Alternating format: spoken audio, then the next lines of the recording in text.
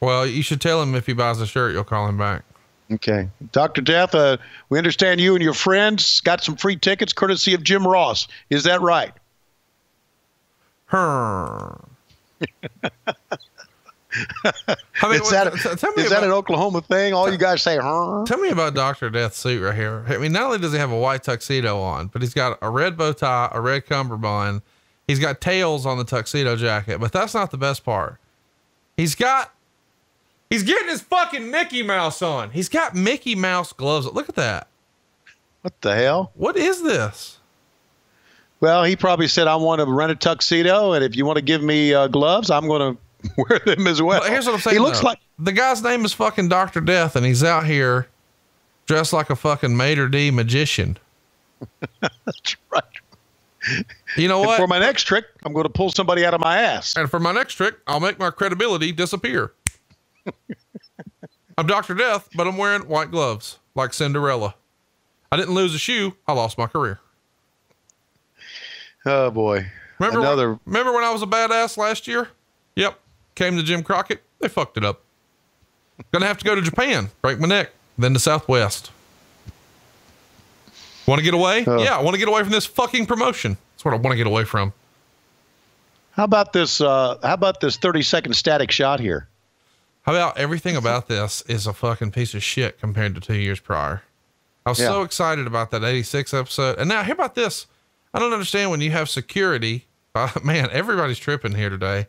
I don't understand why you have security that's 6.5 foot tall walking Kevin Sullivan to the ring. They need to be like, first of all, they're with Rotundo and fucking Rick Steiner. He's fine. Right. Nobody's going to mess with the devil when Rick Steiner's there, who will put your own head up your own ass. Or, I'm sorry, school board. But they've got this fucking giant fucker walking him to the ring that makes him look teeny-tiny.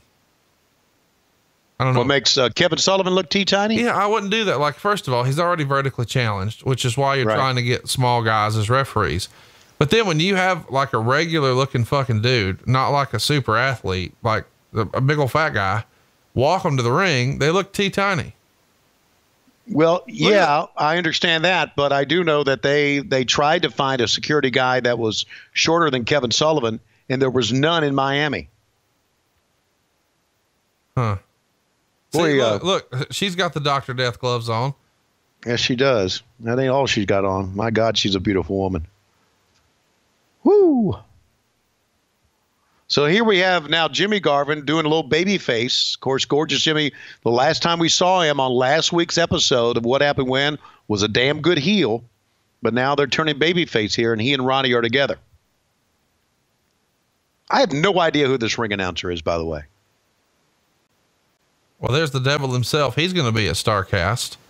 Old school board, not so much. Of course, IRS, he's not legally allowed to appear. Really? Did I mention that I have Rick Steiner's Michigan jacket? Yeah, you did. How about of the ring right now? This is worth mentioning. All the talent in the ring. One guy's in the Hall of Fame. Who is it? The one guy who's in the Hall of Fame would be, I don't know. Who would that be? The ring announcer? Teddy Long. Teddy Long. Teddy Long. There you go. No, technically Jimmy Garvin's in. He's a free bird. I forgot about that. Okay. But Teddy Long is the only one who went as a single, which is pretty fucking crazy because you got Ron Garvin, former world champion. Jimmy Garvin, of course, tag champion here for WCW. Rick Steiner, arguably one of the greatest tag team wrestlers of all time. And of course, Mike, who I guess, I don't know that we've told this story. I know that Rick has, but I don't know that you have. Are you familiar with the story where Rotundo tore his sack climbing a fence? No. Ooh, yeah. God. Yeah, he's climbing a barbed wire fence and caught a little snag. Wow. Let's go back to Jim Ross on that note. All right, fans. I don't know what I'm doing outside. I just know I'm not fucking happy that old goddamn Tony Schiavone's on the inside and he's out there with Bob Caudle. I guess they put me out here as a fucking rib. Joke's on them. I got part of that money coming from Bill Watts. You see, I brokered this deal, lied about what Bill Watts was worth, helped sunk this company single-handedly, and once Turner buys it, I'm running his ass off to New York. You hear me? I'm talking about buy Tony Schiavone. Take Lois, take your 19 kids, take enough cum to shampoo a water buffalo, and take your goddamn dog with hepatitis north and get the fuck out of here. Now, of course, we're seeing the replay here where the Four Horsemen have attacked Lex Luger. And as you see, Barry Windham can't get dressed up for shit. Not much has changed, even in 2018. If you get a Four Horsemen photo op, you get four guys who look like they're on their way home from an Amway convention, and Barry Windham, who looks like he's selling fishing lures. Not much has changed here. You see, he got dressed up. He's in his underwear and a black leather vest, which in the context of a wrestling ring actually makes sense. But right here, it looks like he's trying out for the Village People.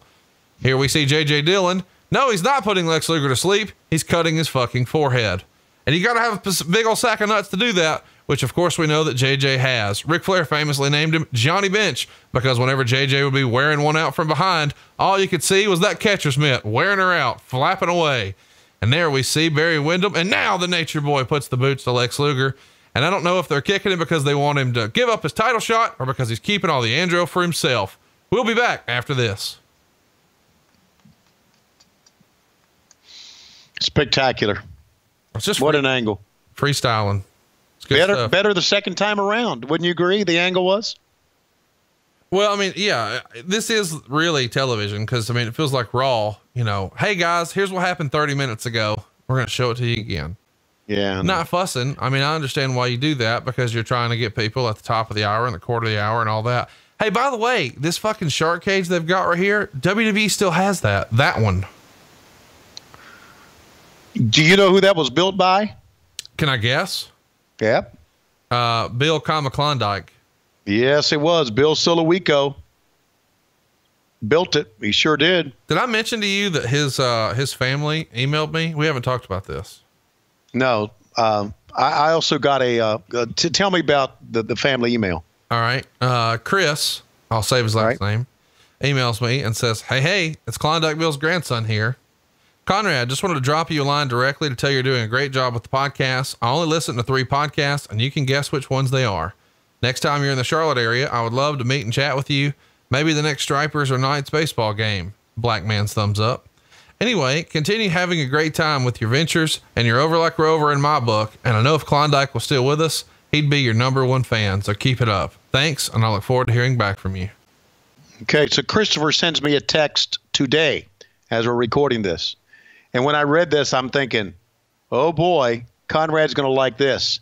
He said, I found these pictures, 2 pictures of Klondike Bill, right? I found these of my granddad while looking for the Mid-Atlantic Tag Team belts, which are in my attic. I hope you are doing well and staying busy. Are you fucking serious? That's what he said. Dear Chris. If you have Mid-Atlantic Tag Team belts in your attic, I want them. And they're probably really in your attic, unlike Tony, who's been lying to me for over a year. Dear Chris, rumor and innuendo is that you actually have tag titles in your attic, unlike my so-called friend, Tony Schiavone. Yeah. Who, as you know, is a tough as shit, right? Fucked me around for over a goddamn year about a shitty 6-man belt. But you, my friend, you, my friend, have the belt. Why don't you put that my friend in all caps? A true collector. I'm underlining it. A true collector would appreciate. Hypothetically,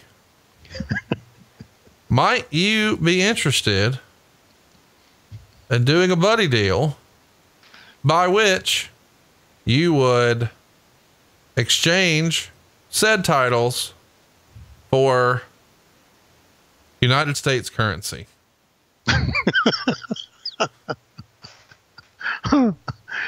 All right. Now Chris gonna know I stooged him off. But that's that.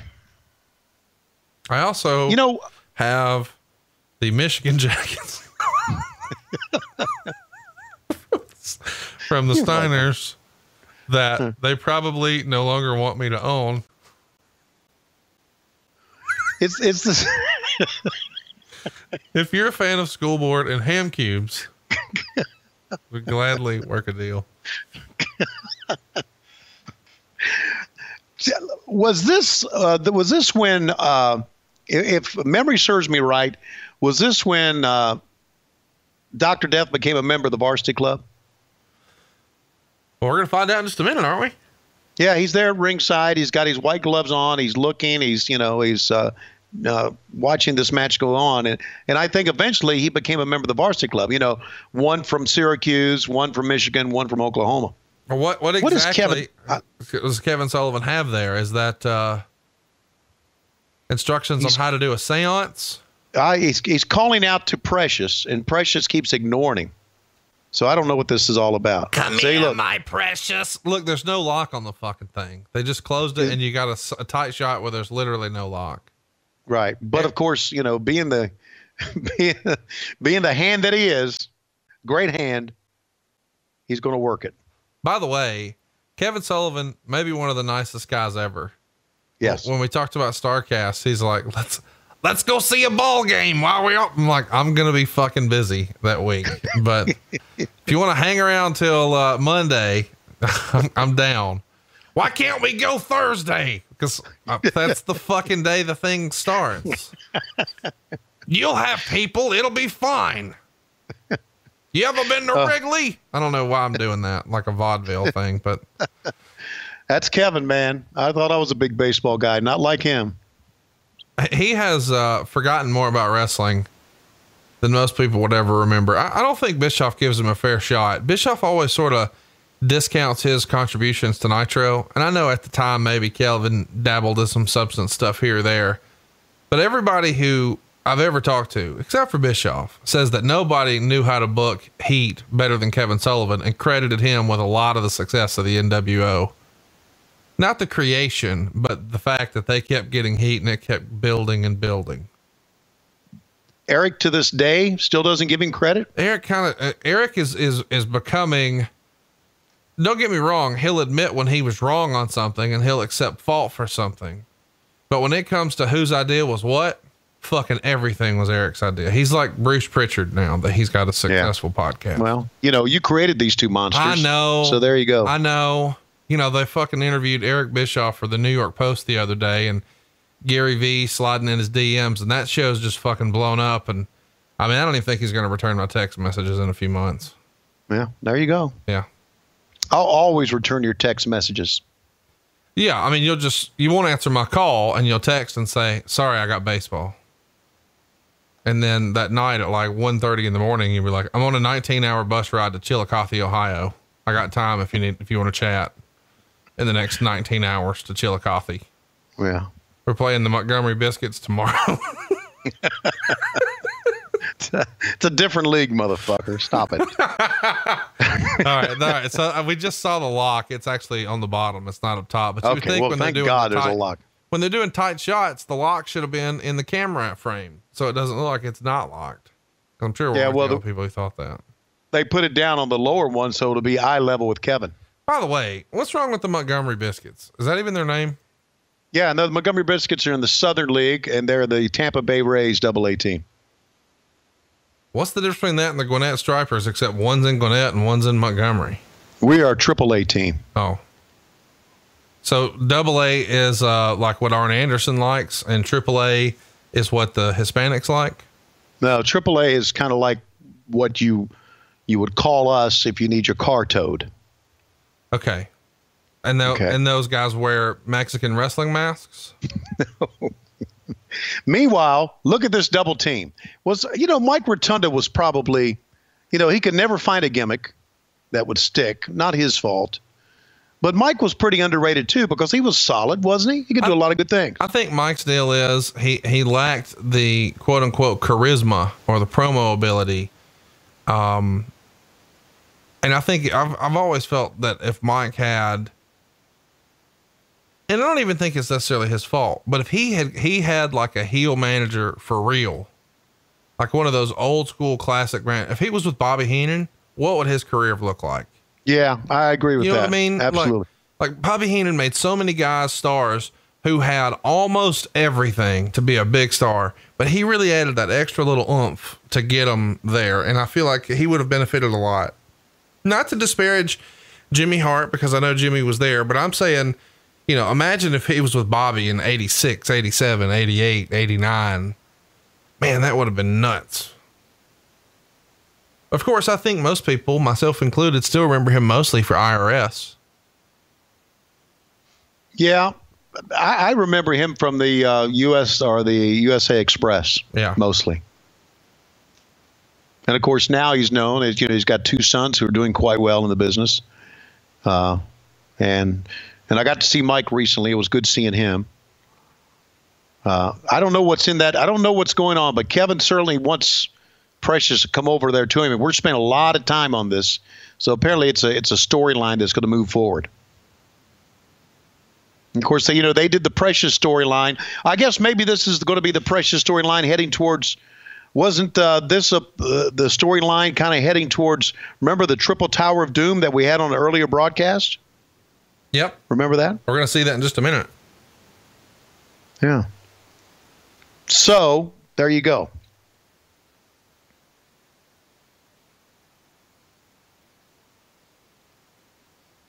So there you go. You awake? Did I put you to sleep, or did this match put? We're live from the James L. Knight Center in downtown Miami, Florida. You know, hooked to one of the hotels down here.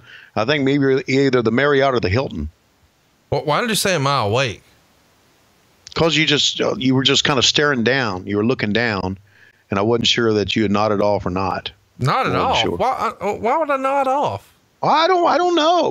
Maybe because these fucking matches are like fucking 35 minutes each. You know, Jesus. There you go, Teddy. Kick his leg. That's what I'm talking about. Hey, I'm a Hall of Famer. Boop! Kicking your fucking arm, man. Absolutely. If you would have thought that one of these guys in the ring was going to be world champion one day, wouldn't you thought it would have been Rick Steiner? Yep, no question. Or I almost would have thought that, as stupid as it may be, and maybe he had a silly gimmick, that, you know, and Jimmy Garvin had a pretty good run with Ric Flair as well. Oh, I wouldn't surprise me for Jimmy to get it. Jimmy was over in World Class, dude. Yeah, oh yeah, he was. And I think he was over in the AWA at one time too. What is on that fucking piece of paper? Come here, order Chinese for me. I've got a list from the boys. Come here, my precious. It's got to be. Jesus. I've got booking ideas for the New World Order. We're going to get some heat and then get some tacos. And then go to a baseball game at Wrigley. I've got a number over here. I need you to call it in on the socks. I want the socks +1. Put me 5 dimes on it. Kevin Sullivan. God bless him. One of my favorite people. And I'm so glad I'm going to get to see him at StarCast. And not only that, I'm glad to be glad to see a lot of my friends there. Yeah, this is almost like your coming out party. You know, you did that one big convention, NWA Legends Fan Fest, and now you're going to do another big convention here. You're going to be around all your wrestling brethren. Yeah, I am. And listen, just to let you know, and I think you know this already, I am much more low maintenance in an event like this than a Bruce Pritchard or Eric Bischoff. Well, listen, I can speak to how low or high maintenance they are. I've done shows with both of them, and I've done one with you too. So I think we're going to be fine. I know that I'll have some issues, but it won't be with you three. Because here's the deal too. I think some of that uneasiness comes from, you know, when people are they're dealing with new people or whatever, and they're unsure. But I mean, right. I think by now you and Tony you and Bruce and Eric know that I'm going to try my best, and I'm not going to intentionally make your shit look shitty. And I'm probably going to do the formats for all your shows anyway. Here are you fucking fuckers. Go say this. This is what they want to hear. Get it. We're your boys, man. We're your boys. We're your team. Hey, you know what? I don't know that me and you've talked about this, but we're spending way too much time talking about StarCast for people who aren't going and don't care, but oh well, fuck it. You're the only person I'm doing a show with. Like there's not a something to wrestle. It's a roast, and there's not an 83 weeks. It's an NWO reunion and a Death of WCW panel and a Monday Night War. Hey, Arn Anderson's calling me right now. Is he really? Yeah. Can you see that? Yeah. How about that? Wow. I'm not going to answer though, cause he probably doesn't want to be on the show. Yeah, I'm sure he doesn't. That's odd. Kind of. I wonder if he's going to get heat for calling me. We've sort of joked about that before. Oh no, I'm a fucking sellout. I forgot I'm on the network now. Yes, you are. It's probably fine. Yeah. He's I got the memo. Oh, look at there. Varsity Wow. Club my ass. Dr. Death in here defending Precious. They're the White Glove Express. Well, now you know why he's wearing white gloves. He was going to pick that beautiful lady up. And Garvin throwing that big chair in there again. No folding chairs. What, man? I do not want to take anything with that chair. No, not only that, that chair can hit a ring rope and spring back and hit you or hit somebody in the. Well, wait a second. Little dissension in the ranks. She is not happy with Jimmy Garvin. She's probably strutting that ass out of here looking for Michael Hayes, if I had to bet. Really? Michael Hayes? No. Maybe the Michael Hayes in 88, but not the Michael Hayes now. No. The only person who seeks him out now is me. Hey, Michael, what are you doing this weekend, Michael? You want to come over and drink some Bud Ice, Michael? That's right. I got your favorite. It says ice at the end, Michael. Did you know that about Hayes? What, he drinks Bud Ice? He only drinks the like redneck horrible shit that says ice at the end. Well, he's the only one that I know of that would drink that shit. Seriously, like he came over to my house once and he's like, "Hey man, you got Bud Ice. Is this for me?" I was like, "Who the fuck else would it be for? That shit's been here for 3 years. Yes, it's yours."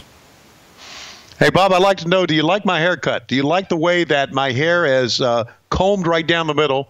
It's kind of an 80s look for me. Wouldn't you say, Bob? Kind of an 80s, I don't know if you would call this actually a mullet or not. Tony, I don't know, but I'm still thinking about where Ricky and Robert have been, and I'm still thinking about where they would like to take me. Well, I have been with them. I was with them on the Super Summer Sizzler Tour, and just let me say that it's not what you think it is, Bob. It is really not what you think it is. Yes, they get the women, but they're fence builders. What do you mean they're fence builders? You mean they build fences around women? Well, of course, I just, theoretically, once they have relationships with women do not want to have relationships with anybody else, is what I've been told. What the fuck are we doing now? Oh my gosh. Here was the weightlifting exhibition from January of this year in the Greensboro Coliseum. And we see, Warlord here and the Barbarian, and man, they are wearing it out with the Road Warriors. Of course, Ivan Koloff is there as well.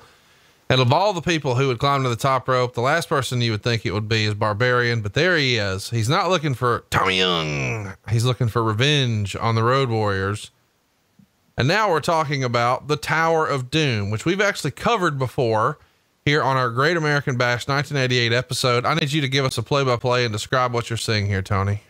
Well, here you see one cage on top of another cage and a smaller cage up on top of that one. Now, it's going to be built with a floor on it. And these big fat ass wrestlers are going to walk, and these big strong men are going to walk on the floor, and they're going to be scared to death. They're going to be shitting in their pants that something's going to happen and somebody's going to get hurt. And Bob, I don't know. I've seen a scaffold match before, but this thing, it looks fucking crazy to me. But I bet you Joey Janela would love to be in something like this, don't you? Well, the only thing I'd like to say, Tony, is that as long as the Rock and Roll Express let me smell their fingers when it's all said and done, I'm fine, and I'll go to Baltimore with you. What do we got? Oh, my God. Here come the scrolls from the Dead Sea. Look at Dead this Sea Scrolls. Thing. This is the dumbest thing ever. You guys are saying that this is the original rendition of the Tower of Doom, and there's this weird parchment paper, and you're saying, we have no idea where it's from, and you even say, maybe it's ancient China or whatever. And then Bob Cottle says, somewhere, no doubt.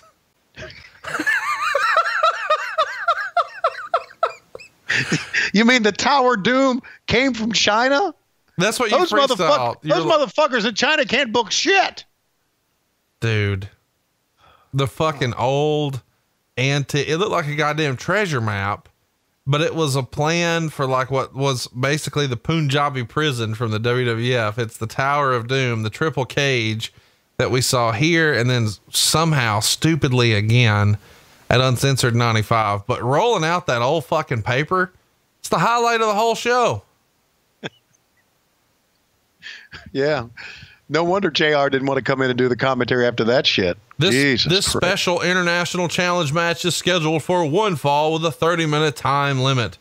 Introducing in the corner to our right, Seth Rollins' brother, Al Perez. By the way, Al Perez, footnote in history. You know, I get that on the one hand, you're like, man, I don't know about this Black Scorpion shit. This looks goofy as fuck. I think this could be a career killer. I don't want to do it. I'm out. But then he doesn't do it. And his career is deader than Kelsey's nuts anyway. Speaking of a career being dead, check this out, would you? Nikita Koloff went from being super heel to a fucking flat top. All in the span of 2 years. Arn left a 2-minute and 57-second message. I'm going to freestyle that's a butt dial. Yeah. There's no, I mean, who leaves a 3-minute message unless he's trying to explain the blueprints that we saw of the Tower of Doom. Maybe he was running through the plan. Or maybe he's just cutting a promo on, some of his best promos were 3 minutes in length. I don't mean to say that if I was on that show with you and Tony Schiavone, that it would be the best podcast of all time. But if I could toot my horn for a minute, toot, toot. You see, when it comes to making fun of old shit that Jim Crockett booked, don't nobody do it better than Double A. You hear me? That's it, buddy. And when me and Tony get together, we're not nice guys. We don't wear white hats. But if you would give me your spot, Conrad, not Bruce's spot, not Bischoff's spot, not Flair's spot, but your spot, that I could take What Happened When to heights it hasn't ever been to before. That's right. People might actually listen. You see, you and Tony Schiavone have together developed a show that is so shitty, you have to convince people to give you money on Patreon. Because you ain't selling no goddamn ads unless it's for your mortgage company or those stupid fucking shirts you sell.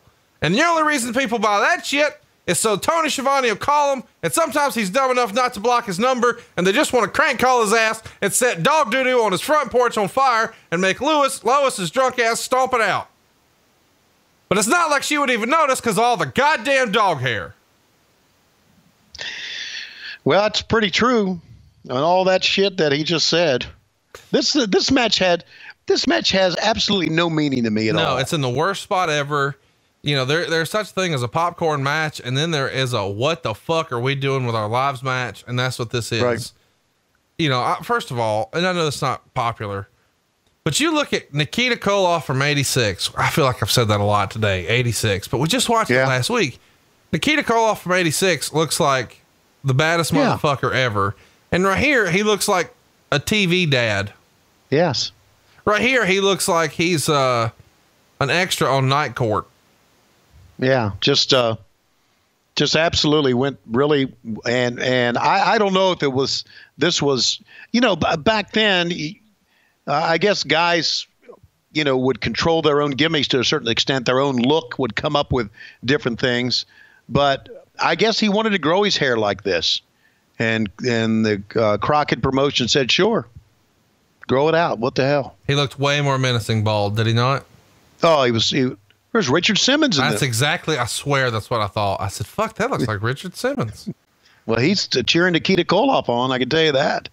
Richard Simmons, there's a podcast. Are you in the loop on podcasting about Richard Simmons?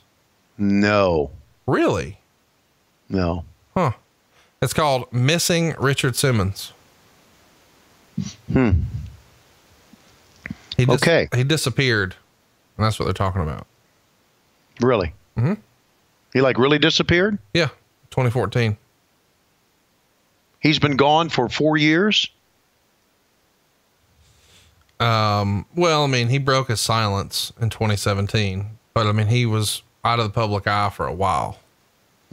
Well, it's sort of I know how that is. Yes. It's sort of the similar story. You know, you disappeared and then I brought your ass out and made you do a podcast. And now you can't get enough of me, motherfuckers. Patreon.com/WHW Monday. You know what I just realized? What? Woo! Richard Simmons has the exact same haircut as great friend of the show, Sam Roberts.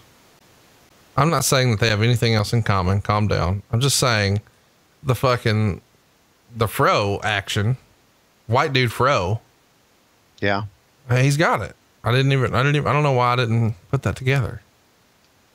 There you go. I just had a glance. Separated at birth. Not separated at birth. I mean, it's probably like his grandpa's age. I think one of the more underrated guys in this match, if there's any underrated guy in this match, is Gary Hart. Oh, no doubt about it. I mean, what a great promo. What an underrated talent. But again, you know, Nikita Koloff, Gary Hart, Al Perez, the Hall of Famer. I know. Your referee. Yeah, I know.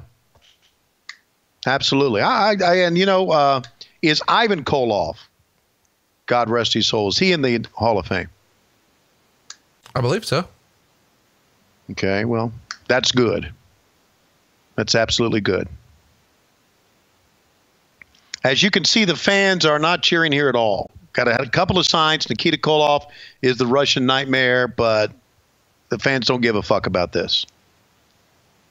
Not at all. No, I'm sorry. He's in the Pro Wrestling Hall of Fame, and he's in the Wrestling Observer Hall of Fame.